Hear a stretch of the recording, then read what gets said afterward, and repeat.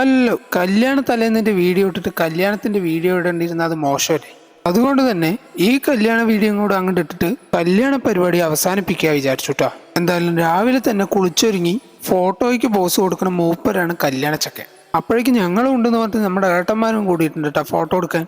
അത് കഴിഞ്ഞ് ഈ പറഞ്ഞ ഏട്ടന്മാർ തന്നെ കല്യാണച്ചക്കന് ചെറിയൊരു ഗിഫ്റ്റ് കൊടുക്കുന്ന കാഴ്ചകളാണ് നിങ്ങളിപ്പോൾ കാണുന്നത്. അത് കഴിഞ്ഞ് നമ്മൾ നേരെ പോയത് കെട്ട് നടക്കുന്ന അമ്പലത്തിലേക്കാണ്.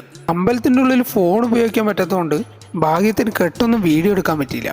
പിന്നെ അത് കഴിഞ്ഞ് നേരെ പോയത് മണ്ഡപത്തിലേക്കാണ്. അവിടെ എത്തിയത് എന്താണെന്ന് അറിയില്ല, ചെറുതായിട്ടൊരു വിശക്കണ പോലെ.